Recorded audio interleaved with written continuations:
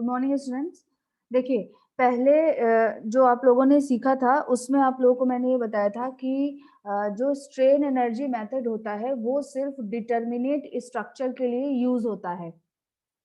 Indeterminate के लिए strain energy method नहीं यूज होता है, बट हाँ स्ट्रेन एनर्जी का यूज किया जाता है।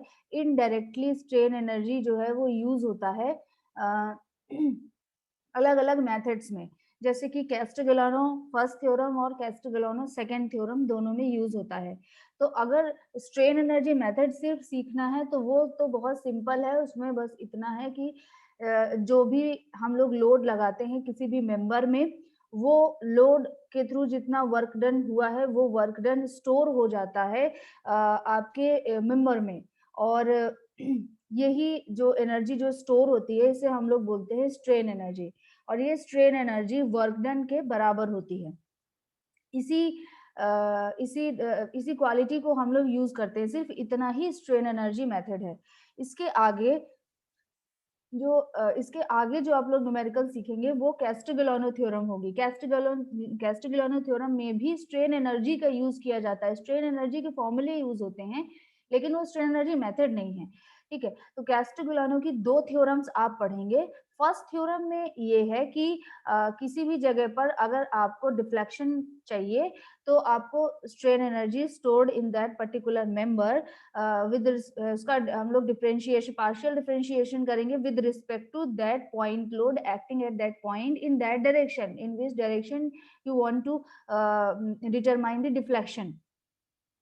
तो अगर वो उस पॉइंट पर जिस पॉइंट पर पॉइंट लोड लगा जिस पॉइंट पर आपको डिफ्लेक्शन निकालना है उस पॉइंट पर अगर पॉइंट लोड लगा हुआ है पहले से, तब तो ठीक है, आप स्ट्रेन एनर्जी मेथड का यूज कर सकते हैं। लेकिन अगर नहीं लगा है तो फिर आप पॉइंट लोड मतलब स्ट्रेन एनर्जी मेथड यूज नहीं कर सकते हैं, तब आप कैस्टिग्लियानो फर्स्ट थ्योरम यूज करेंगे और उस पॉइंट पर अपनी ओर से एक इमेजिनरी लोड मानेंगे और फिर उस इमेजिनरी लोड की उस इमेजिनरी लोड का यूज करके डिफ्लेक्शन वगैरह कैलकुलेट करेंगे और फिर लास्ट में उस लोड को वैल्यू को 0 रख देंगे, तो हमें रिफ्लेक्शन की सही वैल्यू जो है वो मिल जाएगी। इसी तरह अगर हमें थीटा की वैल्यू चाहिए, किसी जगह पर स्लोप की वैल्यू चाहिए, तो हम उस जगह पर एक मोमेंट मानते हैं कि एक मोमेंट लगा होगा उसी डायरेक्शन में जिस डायरेक्शन में आपका थीटा की वैल्यू निकलनी है। अगर उस डायरेक्शन में मोमेंट लगा हुआ है तब तो बहुत अच्छी बात है, नहीं लगा है तो हम लोग अपनी ओर से एक इमेजिनरी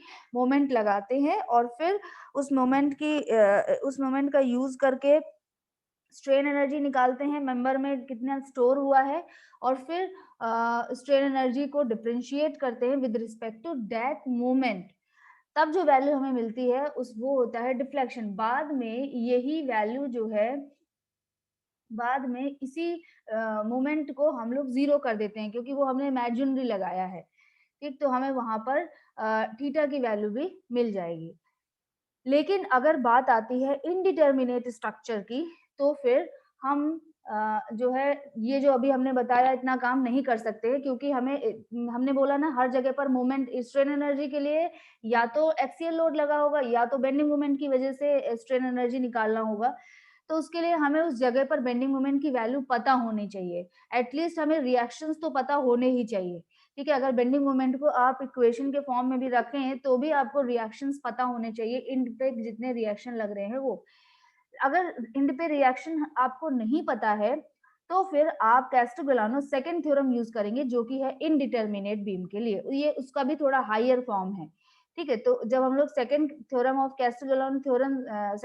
कैस्टिग्लियानो देखेंगे तब इस बारे में आगे डिस्कशन करेंगे। अभी ये है कि आपको strain energy store due to bending जो है कैलकुलेट करना है। Strain energy store due to axial loading का फॉर्मूला आपको ध्यान होना चाहिए। Axial loading per unit volume जो है, तो वो वैल्यू होता था F square divide by 2EI, I think. हाँ, F square divide by 2E strain energy stored per unit volume of the member. तो अब दूसरा डेरिवेशन अब हम लोग देख लेते हैं, strain energy stored due to bending.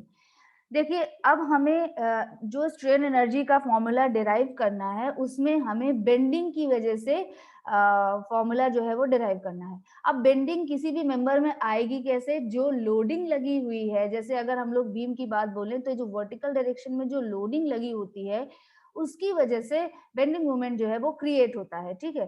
तो अभी हम इस बात पे कोई डिस्कशन नहीं कर रहे हैं कि लोडिंग कैसी है और उसकी वजह से बेंडिंग मोमेंट कैसा लग रहा है। हमने ये एज्यूम किया कि सिंपल यहाँ पर ये एक सैगिंग जो है वो मोमेंट लगा हुआ है m, ये इधर भी सेम मोमेंट लगा हुआ है। अब इस मोमेंट की वजह से जो स्ट्रेन एनर्जी स्टोर हुई है इस टोटल L लेंथ पर, वो हमें फॉर्मूला उसके लिए डिराइव करना है।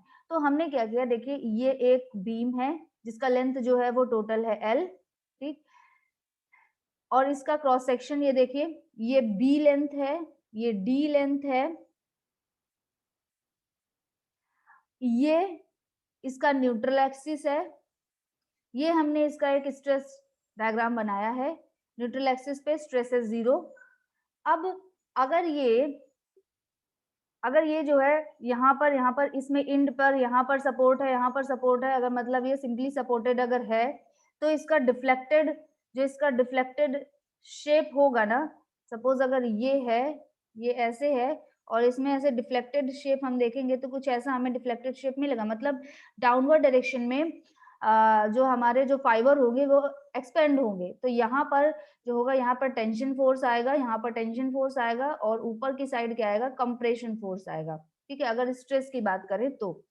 अब हमने क्या किया हुआ है, न्यूट्रल एक्सिस के ऊपर, न्यूट्रल एक्सिस से ऊपर y डिस्टेंस पर हमने एक स्ट्रिप लिया है, ठीक? न्यूट्रल एक्सिस से ऊपर y डिस्टेंस पर हमने एक स्ट्रिप लिया हुआ है और ये स्ट्रिप, इसकी थिकनेस स्मॉल b मान लेते हैं, इसकी थिकनेस जो है वो स्मॉल b है, सॉरी इसकी थिकनेस जो है वो ds है, ये लिखा भी हुआ है, ये ds है और इसका सेंटर से जो इसका डिस्टेंस है वो y है, हाइट जो है वो y हाइट पर है। जो ये y की वैल्यू है वो कहाँ से कहाँ तक वेरी कर जाएगी, 0 से लेकर वेरी करेगी l बाई मतलब अगर ये डेप्थ जो है वो स्मॉल d है तो 0 से लेकर d/2 तक वेरी कर जाएगी, ये इधर एक साइड के लिए। अब हमने ये स्ट्रिप, अगर ये स्ट्रिप हम सिर्फ बोले कि y डिस्टेंस पर ऊपर की साइड ली गई है, तो ये मतलब वो यहाँ से स्टार्ट होके यहाँ तक खत्म होनी चाहिए।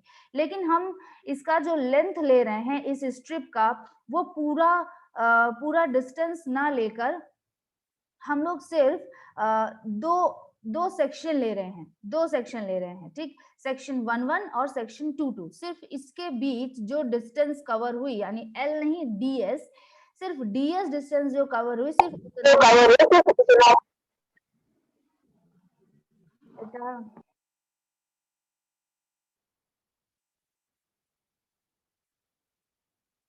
सिर्फ उतना ही स्ट्रेस हम लोग कंसीडर करेंगे, उतना ही लेंथ हमने कंसीडर किया। अब इसमें हम लोग इसके डेरिवेशन में जो हम लोग यूज करेंगे ट्रिक, वो क्या होगी कि पहले इस स्ट्रिप पे लगने वाला, हम लोग इस स्ट्रिप पे कितना एनर्जी स्टोर हुआ पहले हम लोग ये निकालेंगे, फिर हम लोग यहाँ देखिए सॉरी 1 सेक्शन से 2 सेक्शन के बीच में, अगर हम लोग 1 सेक्शन से 2 सेक्शन के बीच में एनर्जी स्टोर निकालना चाहते हैं और हमें एक स्ट्रिप ये जो दिख रही है इस पर एनर्जी स्टोर पता है, तो हम लोग इस पूरे सेक्शन को ऐसी ही कई स्ट्रिप से मिलकर बना हुआ मान सकते हैं।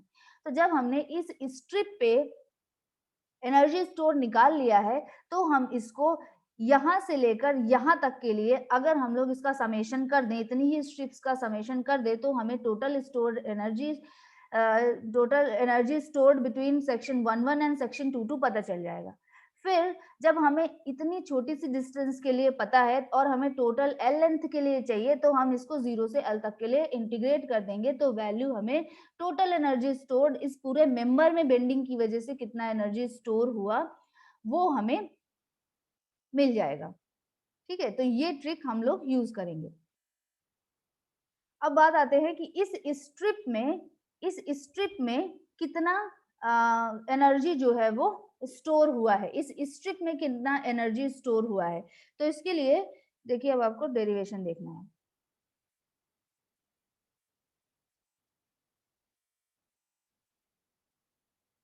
एक ये फॉर्मूला है जो आप लोग सोम में काफ़ी सोम में पढ़ चुके होंगे, बहुत बार पढ़ चुके होंगे, m/i = f/y = e/r। इसमें से m क्या है? मोमेंट है उस सेक्शन पर जो उस समय मोमेंट लग रहा है वो, और i जो है वो मोमेंट ऑफ इनर्शिया है, एंटायर क्रॉस सेक्शन का मोमेंट ऑफ इनर्शिया है about the neutral axis. f क्या है? न्यूट्रल एक्सिस से y डिस्टेंस पर कितना स्ट्रेस प्रोड्यूस हो रहा है, वो हमारा f है। और E और R से तो वैसे अभी आपको कोई फायदा नहीं है, फिर भी E जो है वो मॉडुलस ऑफ इलास्टिसिटी है और R जो है वो रेडियस है। ठीक। अब यहाँ से हमें जितना काम था वो सिर्फ ये था कि हमें स्ट्रेस इक्वल टू निकालना था। तो स्ट्रेस इक्वल टू क्या होता है? Stress equal to my/i। Stress equal to my/i। Stress equal to my/i। इस फॉर्मूले का यूज जो है वो हम आगे करेंगे। अच्छा, जो हमने छोटा सा जो एलिमेंट लिया था, ये जो एलिमेंट हमने यहाँ पर लिया था, ये जो एलिमेंट हमने लिया था, इस पे एनर्जी स्टोर निकाल लेते हैं। तो देखिए इसका क्रॉस सेक्शन जो है, इसका क्रॉस सेक्शनल एरिया मान लेते हैं dA है और इसकी लेंथ जो है वो ds है। तो अगर हमें वॉल्यूम चाहिए तो volume equal to dA into ds हो जाएगा। और आपको किसी भी स्ट्रिप पे किसी भी जगह पर energy stored per unit volume जो है पता है, और वो होता कितना है? f² divide by 2e। f क्या है? स्ट्रेस है, e modulus of elasticity, multiplied by volume. तो वॉल्यूम यहाँ पर है dA इंटू ds।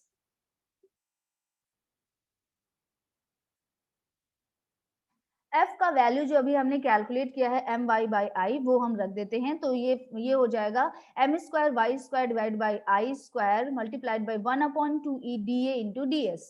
ठीक, सेम यही चीज यहाँ पर लिखा हुआ है।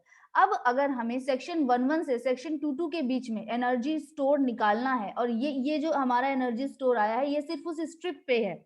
अब अगर हमें सेक्शन 11 से सेक्शन 22 के बीच में निकालना है, तो ऐसी ही स्ट्रिप जितनी 11 से 22 के बीच में आएंगी, उन सबका समेशन करना है। तो जब उन सबका समेशन करना है तो समेशन ऑफ दिस कर दें तो हो जाएगा। समेशन ऑफ दिस कहाँ से कहाँ तक के लिए? जबकि ऊपर अपर फाइबर से लोअर फाइबर तक के लिए। तो देखिए अपर फाइबर से लोअर फाइबर तक के लिए मतलब एक पर्टिकुलर सेक्शन की बात हो रही है, तो एक सेक्शन पर m भी सेम होगा, i और e भी सेम होगा। तो और एक चीज और, ये ds भी सेम होगा। ds तो वही लेंथ है जो 11 से 22 के बीच में है, और 11 से 22 के बीच में ऊपर से लेके नीचे तक सेम डिस्टेंस है, तो dA भी कॉमन है। तो इतनी चीजें कॉमन है, हमने इसे बाहर कर दिया और अंदर क्या बचा? Summation of dA into y²। अब ये जो summation of dA into y², अगर आपको ध्यान हो तो ये क्या है? आपको अगर इसमें अगर दिक्कत है तो आपको ये पता होगा, a integration of a into y into y, ये आपको पता होगा। तो अगर सिर्फ इतना लिया जाए summation of a into y, तो ये क्या रिप्रेजेंट करता है?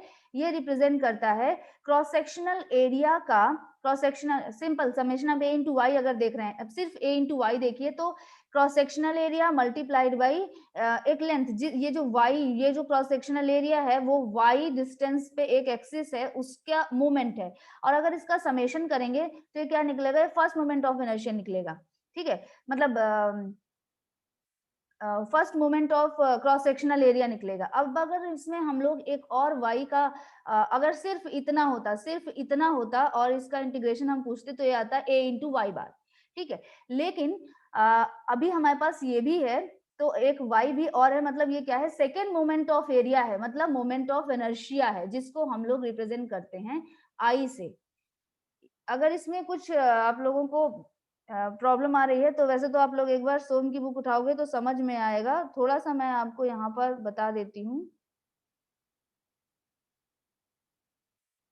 देखिए मान लीजिए ये स्ट्रिप है,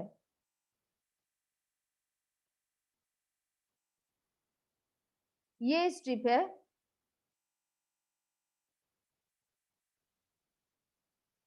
और इस स्ट्रिप का जो एरिया है वो मान लीजिए DA है, ठीक, DA है, और ये एक एक्सिस हमने लिया हुआ है जिसका डिस्टेंस यहाँ से क्या है, y मान लेते हैं, y है, ठीक।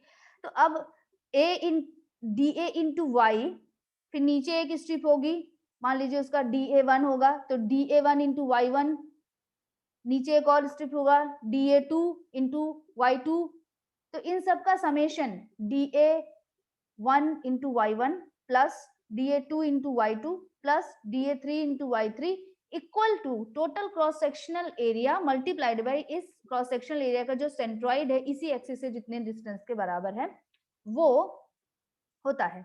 तो ये हो जाएगा, सिर्फ ये जो राउंड के अंदर दिख रहा है ये इक्वल टू हो जाएगा इंटू वाई बार के, लेकिन जब इसी चीज के साथ एक और इसका मोमेंट का भी मोमेंट ले लिया जाता है और तब उसका हम लोग समेशन करते हैं तो वो होता है मोमेंट ऑफ इनर्शिया। तो वो हमारा मोमेंट ऑफ इनर्शिया होता है। तो इतनी बात तो क्लियर है कि यहाँ पर summation of DA into Y square की जगह रहेगा I, और I क्या है, moment of inertia of the beam section है अबाउट द न्यूट्रल एक्सिस। अब ये वैल्यू जो है ऊपर रख देंगे, तो देखिए वैल्यू जो ऊपर थी ये क्या थी, यहाँ पर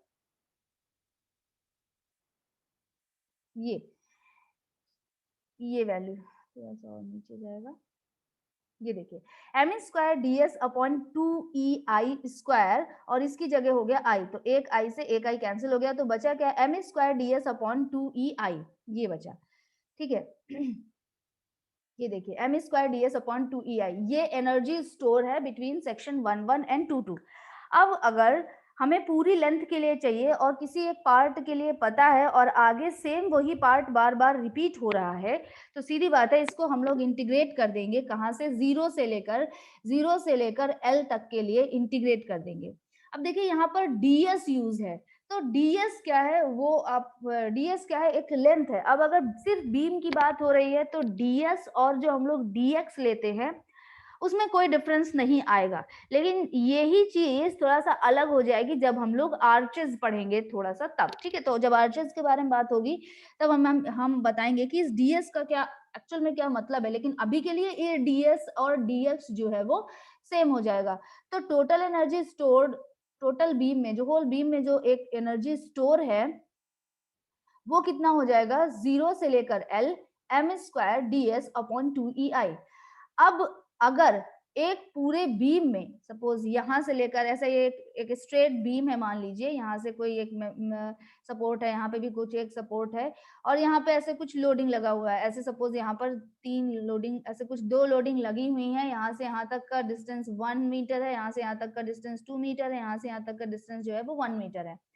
तो अब जब हमें ये यहाँ पे क्या है, यहाँ सिर्फ एक m यूज है, और जब ऐसे आप देखोगे तो जब आप ये इस जगह से इस जगह के बीच में रहोगे तब आपको एक मोमेंट मिलेगा, यहाँ से लेकर यहाँ तक के बीच रहोगे तब आपको दूसरा मोमेंट का इक्वेशन मिलेगा, यहाँ से लेकर यहाँ तक के बीच रहोगे तो मोमेंट जो है वो, मतलब हर एक पॉइंट पर मोमेंट जो है वो चेंज हो रहा है।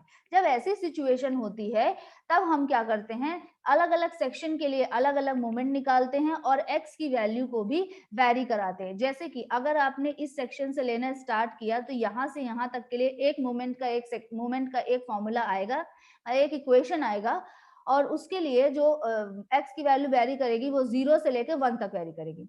जब हम लोग इस सेक्शन पर काम करेंगे और x को इस जगह से ओरिजिनेट मानेंगे, तब जो हमारा x वेरी करेगा इस सेक्शन से इस सेक्शन के लिए, वो कहां से कहां तक वेरी करेगा, 1 से लेकर 3 तक वेरी करेगा, और यहाँ पर जो m का इक्वेशन होगा वो m का इक्वेशन से जो एनर्जी आएगी वो आएगा। मतलब एक एनर्जी यहाँ से यहाँ तक के लिए मिल गई, एक एनर्जी हमें यहाँ से यहाँ तक के लिए मिल गई। अब यहाँ से यहाँ तक के लिए भी सेम x अगर यहाँ से वेरी कर रहे हैं तो यहाँ पर जो x का वैल्यू है वो 3 से लेके 4 तक वेरी करेगा, और उसकी वजह से एक m square dx upon 2EI की वजह से एक एनर्जी, मतलब टोटल 3 अलग अलग एनर्जी आप कैलकुलेट करेंगे और फिर इन तीनों का आप समेशन कर देंगे, तो आपको टोटल जो एनर्जी जो स्टोर होगी वो आपको पता चल जाएगी, पूरी बीम में कितना एनर्जी स्टोर हुआ है ये आपको पता चल जाएगा।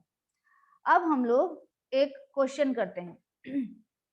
स्ट्रेन एनर्जी में जितने डेरिवेशन आपको सीखने थे आप लोग सीख चुके हैं। अब आप लोग पहले स्ट्रेन एनर्जी मेथड से क्वेश्चंस को सॉल्व करना सीखेंगे, फिर सेम उन्हीं क्वेश्चंस को कैस्ट्रोगिलानो फर्स्ट थ्योरम से सॉल्व करना सीखेंगे, फिर आप कैस्ट्रोगिलानो सेकंड थ्योरम का यूज करेंगे इनडिटर्मिनेट बीम को सॉल्व करने में। तो सबसे पहले देखिए ये एक बीम है जो आपके सामने दिया गया है। ये एक बीम है, एक कैंटिलीवर है, इसका एक साइड जो है वो फिक्स्ड है और एल लेंथ है टोटल। यहाँ पर लोड लगा हुआ है, इसी इंड बी पर एक पॉइंट लोड लगा हुआ है, पी पॉइंट लोड लगा हुआ है। तो अब होना क्या है कि आपसे पूछा क्या गया है कि आपको इसी फ्री इंड पर डिफ्लेक्शन निकालना है। ठीक है, मतलब फ्री इंड है ये और आपको डिफ्लेक्शन निकालना है इसमें। तो देखिए ऑब्वियसली लोड जो है वो डाउनवर्ड लग रहा है, तो डिफ्लेक्शन क्या होगा, डाउनवर्ड होगा। स्ट्रेन एनर्जी मेथड यूज करने से पहले दो चीजें आप बिल्कुल सही से देख लीजिए कि जिस जगह पर और जिस डायरेक्शन में आपसे डिफ्लेक्शन पूछा जा रहा है, क्या उस जगह पर उसी डायरेक्शन में एक पॉइंट लोड लगा है या नहीं। अगर लगा है तो आप स्ट्रेन एनर्जी मेथड से उस क्वेश्चन को सॉल्व कर सकते हैं, अदरवाइज नहीं कर सकते हैं। तो यहाँ पर देखिए हमारी रिक्वायरमेंट पूरी हो रही है, जिस जगह पर हमें डिफ्लेक्शन चाहिए उस जगह पर उसी डायरेक्शन में एक पॉइंट लोड ऑलरेडी इन्होंने लगाकर दिया है। तो ठीक है, हम लोग इसे स्ट्रेन एनर्जी मेथड से सॉल्व कर सकते हैं। तो सबसे पहले हमें करना क्या है, सबसे पहले हमें किसी भी एक डायरेक्शन से आप सॉल्व करना स्टार्ट कर सकते हैं। आप चाहें तो इधर से सॉल्व करना स्टार्ट कर दीजिए, लेकिन जब आप इधर से सॉल्व करना स्टार्ट करेंगे तो देखिए यहाँ पर आपको 3 अननोन मिलेंगे और तीनों आपको नहीं पता है। तो ऑब्वियसली आप इधर से सॉल्व करना स्टार्ट करेंगे। अब हमने क्या लिया, फ्री इंड से x डिस्टेंस पर हमने एक सेक्शन माना। अब इस सेक्शन पर हम लोग मोमेंट कितना हमें मिलेगा वो हम निकालते हैं। तो देखिए मोमेंट के लिए हमने क्या किया, इसी x डिस्टेंस पर हमने एक सेक्शन कट कर लिया। ये लोडिंग ऑलरेडी लगी हुई है, ये बी पॉइंट है और यहाँ पर आपको साइन कन्वेंशन ध्यान ही होगा, नहीं ध्यान है तो एक बार देख लेते हैं। ये इस केस को हम लोग पॉजिटिव मानते हैं। सैगिंग केस को पॉजिटिव मानते हैं। तो देखिए ये इधर सेक्शन था, हमने इधर mx ले लिया। अब देखिए mx ये एक ही लोड है प्लस px इक्वल टू 0, तो यानी mx इक्वल टू आ गया माइनस का px। ठीक, अब ये जो अब जरा आप ये देखिए डायग्राम देखिए, अब देखिए बीच में अदर लोडिंग नहीं है, मतलब ये जो आपने mx निकाला है वो आपका यहाँ से लेकर यहाँ तक के लिए वैलिड होगा। यानी x कहाँ से कहाँ तक वेरी करेगा, 0 से लेकर l तक वेरी करेगा। आपको m का वैल्यू पता चल गया, आपको x की लिमिट्स पता चल गई हैं। अब आप energy stored due to movement निकालेंगे। तो energy stored due to movement formula होता है m² dx upon 2ei। ds और dx अभी के लिए बराबर होंगे क्योंकि ये बीम सॉल्व हो रहा है। ये चीजें अलग होने लगती हैं जब आप आर्चेस लेते हैं तब। ठीक, तो देखिए m² dx upon 2ei, m की जगह है माइनस का px, तो स्क्वायर होगा तो p² x² upon 2ei dx। अब चूंकि p भी हमारा कांस्टेंट है, ei भी कांस्टेंट है, अगर जो है सेक्शन पे ei अलग अलग होगा तो आपको ध्यान रखना होगा। लेकिन अभी के लिए जो सेक्शन है वो यूनिफॉर्म सेक्शन है, आपको नहीं बोला गया कि सेक्शन वैरी कर रहा है, ऐसा कुछ नहीं बोला गया है। तो ei जो है वो कांस्टेंट होगा, इसे हमने बाहर ले लिया। इंटीग्रेशन के अंदर बचा 0 टू l x² dx। अब x² dx x³/3 हो जाएगा। x³/3 0 से लेकर l तक, 0 से लेकर l तक, यहाँ पे जो लिमिट है x की 0 से लेकर l तक लगा दिया हमने, तो हो गया l³/3। तो हमें टोटल एनर्जी स्टोर मिला p² l³ अपॉन 6ei। अब ये टोटल स्टोर जो स्ट्रेन एनर्जी है जो स्टोर हुई है ये हमें मिल गई है। अब हमें अगर work done by the external load निकालना है, मैंने आपको पहले ही बताया था कि स्ट्रेन एनर्जी में हम सिर्फ एक ही काम करते हैं और वो क्या होता है, strain energy stored equal to external work done. अब एक पॉइंट लोड की वजह से एक्सटर्नल वर्क डन कितना होता है, पॉइंट लोड है तो सीधी बात है धीरे धीरे लगेगा, मतलब 0 से लेकर p तक वेरी करेगा, धीरे धीरे 0 से लेकर इफेक्ट p तक देगा, इंस्टेंटेनियस लोड नहीं है। और जो इसका डायग्राम बनेगा ना वो कुछ ऐसा बनेगा। तो इसके अंदर जितना ये स्टोर होगा इसका एरिया लेना होता है हमें। तो यहाँ पे वैल्यू क्या हो जाएगी, 1/2 इंटू बेस इंटू हाइट, तो 1/2 इंटू p इंटू डेल। आप ऐसे समझिए, या फिर 0 से लेके p तक वेरी करेगा तो 0 + p/2 इंटू डेल, ऐसे समझिए। एक्सटर्नल जो वर्क डन होगा वो p इंटू डेल/2 होगा। एक्सटर्नल वर्क डन और इंटरनल स्टोर्ड एनर्जी दोनों को हम बराबर कर देंगे। यही हमारा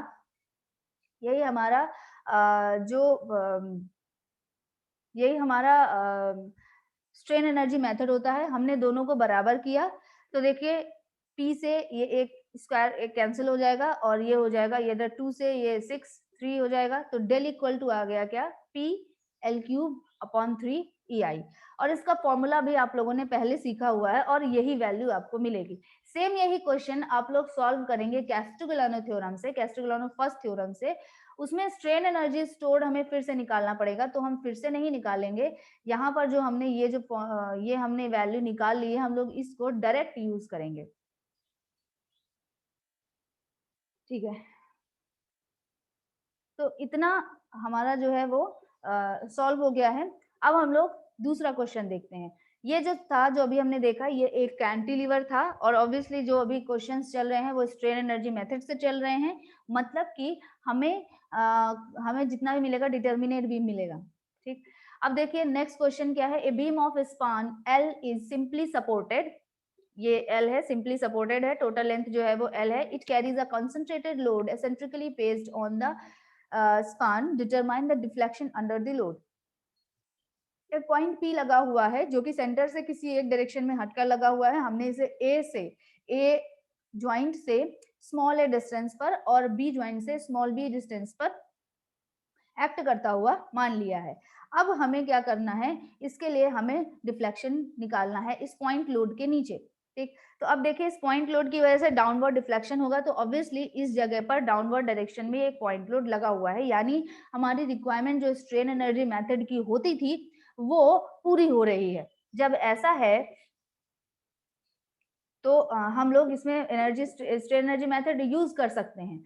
अब हमें क्या करना है कि हमें m की वैल्यूज चाहिए, स्ट्रेन एनर्जी स्टोर्ड चाहिए, उसके लिए m स्क्वायर मतलब m की वैल्यू चाहिए होती। तो देखिए अब यहाँ पर जीरो, यहाँ पर a से लेकर इस जगह तक मान लीजिए C पॉइंट है, तो a से लेकर C के में अलग इक्वेशन बनेगा और यहाँ से C से लेकर B तक में मूवमेंट के लिए अलग इक्वेशन बनेगा, ठीक है। तो अब हमें 2 बार m की वैल्यूज निकालनी होंगी। इससे पहले हमें रिएक्शंस कैलकुलेट करने पड़ेंगे, यहाँ पर हमें रिएक्शंस कैलकुलेट करने पड़ेंगे, क्योंकि उसके लिए अगर हमें रिएक्शंस मूवमेंट का इक्वेशन बनाना है तो रिएक्शंस हमें चाहिए होंगे, ठीक है। तो सबसे पहले हम लोग क्या करेंगे, ए के अबाउट मोमेंट इक्वल टू 0 ले लेते हैं। ए के अबाउट मोमेंट इक्वल टू 0 लिया, वी ए तो कोई इफेक्ट क्रिएट नहीं करेगा, तो मतलब V B into L minus का सॉरी अब देखिए VB into L equal to P into A आ जाएगा डायरेक्टली। तो यही चीज देखिए, ये है VB into L equal to P into A, तो VB equal to P into A by L. VB का वैल्यू हमें पता चल गया है और अब हमारे पास दूसरा इक्वेशन भी अवेलेबल है। वर्टिकल डायरेक्शन में लगने वाले फोर्सेस का समेशन इक्वल टू 0, मतलब V A plus VB equal to P. Vb का वैल्यू हमें पता है, तो हमें इस तरह Va का वैल्यू जो है वो पता चल जाएगा। देखिए Va plus Vb equal to P और Va इक्वल टू हो जाएगा P माइनस Vb, और Vb का वैल्यू क्या है, P into A by L. P into A by L, P common ले लिया, अंदर क्या बचा 1 माइनस ए बाई एल, मतलब कि L minus A by B, और L minus A equal to क्या है, B है, तो PB बाई एल।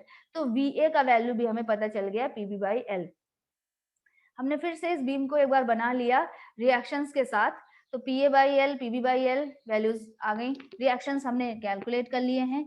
अब देखिए स्पान, अब दोनों के लिए अलग अलग स्ट्रेन एनर्जी कैलकुलेट करनी पड़ेगी। तो एसी स्पान के लिए मानते हैं हम कि x डिस्टेंस पर एक सेक्शन लिया और इस सेक्शन पर mx की वैल्यू हमें चाहिए, तो इस सेक्शन को कट करके हमने अलग बना लिया। जब हमने अलग बना लिया तो देखिए रिएक्शन क्या है, पी बी बाई एल है x डिस्टेंस पर।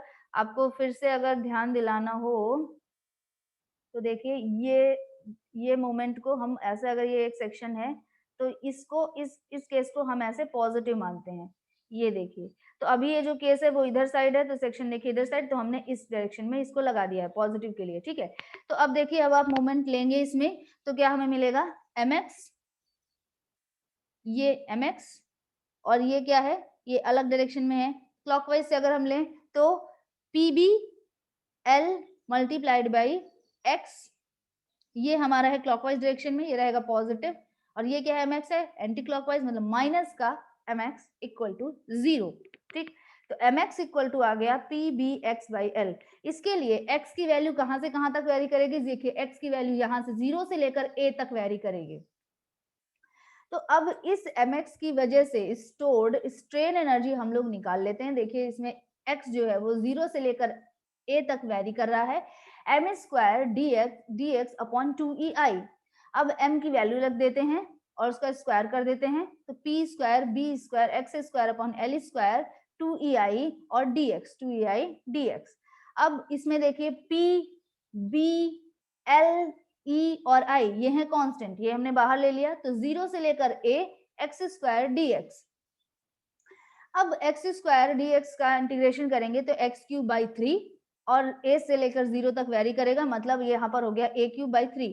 तो फॉर्मूला जो आपको स्ट्रेन एनर्जी स्टोर्ड मिला ए सी पार्ट के लिए वो कितना मिला, p square b square a cube divide by 6EI l square, इतना मिला AC मेंबर में स्टोर्ड एनर्जी।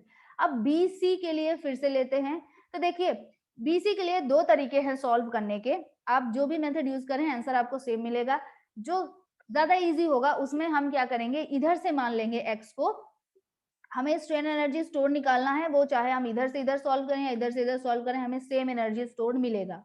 ठीक, तो यहाँ पर जो हमें स्ट्रेन एनर्जी स्टोर्ड निकालेंगे, इसमें हमने x को क्या किया, b से स्टार्ट करता हुआ माना, और x का वैल्यू फिर कहां से कहां तक वेरी करेगा, 0 से लेकर b तक वेरी करेगा। आप चाहते तो x को इधर से मान सकते थे, जब आप इधर से मानते लेंदी हो जाता, क्योंकि यहाँ पर दो फोर्सेस कंसीडर करने पड़ते, इधर से हमें सिर्फ एक फोर्स कंसीडर करना पड़ रहा है।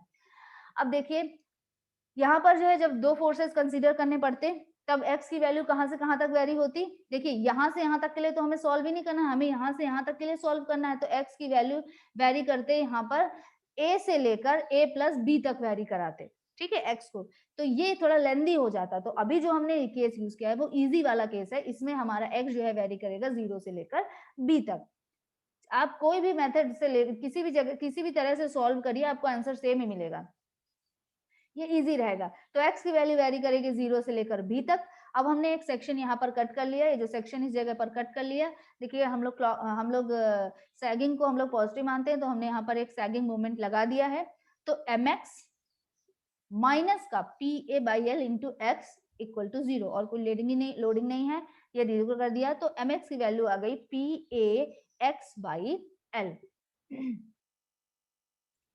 अब इस मेंबर पे इस मोमेंट की वजह से स्टोर्ड एनर्जी इस पर्टिकुलर मेंबर पे कितनी हो जाएगी, देखिए 0 से b तक वेरी कर रहा था, M square D S upon 2EI, M की वैल्यू रख दी P square A square X square by L square D S upon 2EI, जिसमें से P A E I L ये सब क्या है, एक वैल्यू है, एक कॉमन वैल्यूज है, तो ये 0 से लेके b तक कोई वैरी नहीं कर रही, इसलिए हमें इनको बाहर ले लेते हैं। बचे क्या, 0 से लेके b तक एक्स स्क्वायर डी एक्स, तो मतलब एक्स क्यूब बाई 3, 0 से लेके b तक मतलब ये b क्यूब हो जाएगा। तो फाइनली जो हमें आंसर मिला वो क्या मिला, p square a square b cube upon 6EI l square. तो टोटल एनर्जी स्टोर्ड इस मेंबर में, BC मेंबर में और AC मेंबर में, दोनों को प्लस कर देंगे तो दिस वैल्यू, और पहले जो हमें स्ट्रेन एनर्जी मिली थी दोनों को हमने कर दिया प्लस, दोनों को प्लस कर दिया तो हमें टोटल स्ट्रेन एनर्जी स्टोर्ड जो है वो मिल गई। अब उस पॉइंट लोड की वजह से वर्क डन कितना होगा, P इंटू डेल बाई 2, कैसे, ये हमने पहले भी बताया है। अब दोनों को बराबर कर दिया, दोनों को बराबर कर दिया, P जो है दोनों साइड है, P को कट कर दिया और 2v2 3 कैंसिल हो जाएगा, तो डेल इक्वल टू बचा क्या, P B square A cube divide by 3EI l square plus this, इसमें से P A square B square upon 3EI l square common ले लिया, a plus B equal to l है, तो एक l से ये कैंसिल हुआ, तो बचा क्या हमारे पास, p a square b square upon 3EI l। आप इसी क्वेश्चन को स्ट्रेन कैस्टिग्लियानो फर्स्ट थ्योरम से सॉल्व करेंगे तो भी आपको यही वैल्यू मिलेगी।